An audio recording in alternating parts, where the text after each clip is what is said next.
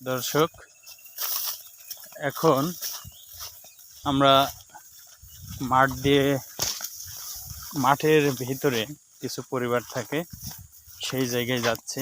আমার সাথে আছে প্রাণী চিকিৎসক, পল্লী প্রাণী চিকিৎসক আখতারুজ্জামান ইলিয়াস। দূর দূরান্ত মাঠঘাট পাড়ি দিয়ে সে চেষ্টা করে প্রাণী চিকিৎসা দেওয়ার জন্য, মানুষের সেবা পৌঁছে দেওয়ার জন্য। আসলে এমন একটা জায়গা যেখানে সচরাচর কেউ যেতে চায় না, সে কিন্তু ঠিকই চলে যাচ্ছে। আর এখানে তো আসতেও চাবে না কেউ, তো সে কিন্তু মানবিক দৃষ্টিকোণ থেকে সে মাঠ পাড়িয়ে রাস্তায় গাড়ি রেখে এইভাবে যাচ্ছে। আসলে এখানে টাকাটা বড় বিষয় না, বিষয় হচ্ছে মানবিকতা, সেবা। সেই সেবাটাই সে করতে যাচ্ছে। আর আপনারা আমার এই ভিডিওটা কোন জায়গা থেকে দেখছেন কমেন্ট করে জানাবেন। আসলে আপনাদের সুন্দর সুন্দর কমেন্ট আমাকে আরও প্রকৃতির সৌন্দর্যময় গ্রাম বাংলার প্রকৃতি, গ্রাম বাংলার খেটে খাওয়া মানুষকে নিয়ে ভিডিও বানাতে সাহায্য করে।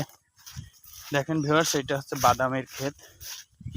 বাদামের ক্ষেতের পাশ দিয়ে যাচ্ছে, পাশে পটলের ক্ষেত, ফসল বা জমি যেটাই বলেন। আমরা আইল পার হয়ে যাচ্ছি, আইলের উপর দিয়ে। এটা কলা ধরেছে, উঠে যাচ্ছে। এটা হচ্ছে পেয়ারা বাগান।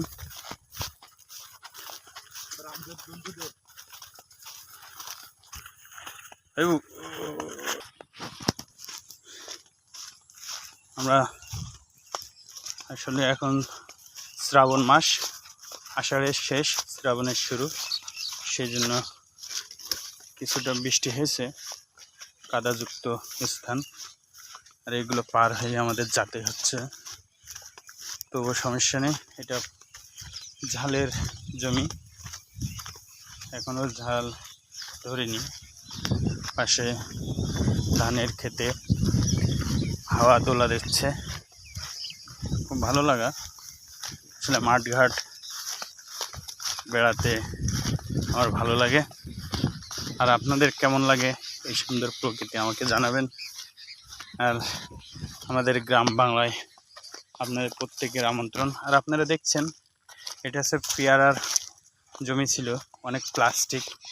এই প্লাস্টিকগুলো কিন্তু আমাদের গ্রামকে দূষিত করছে আস্তে আস্তে।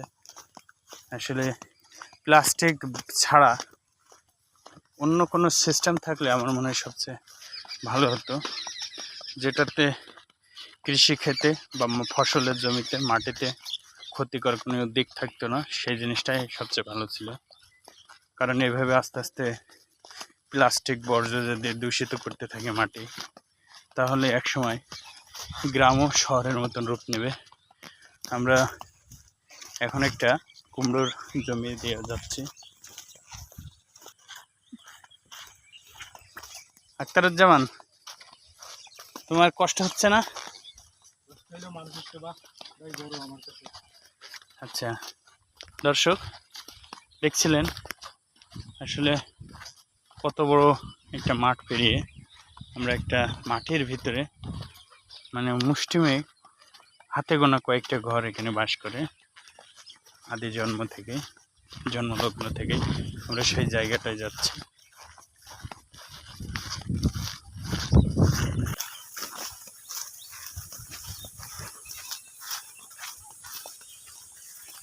দর্শক, আমরা চলে এসেছি এই গ্রামের ভেতর।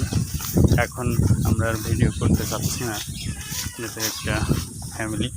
সবাই ভালো থাকবেন, সুস্থ থাকবেন, আমাদের ভিডিওগুলো দেখতে থাকবেন।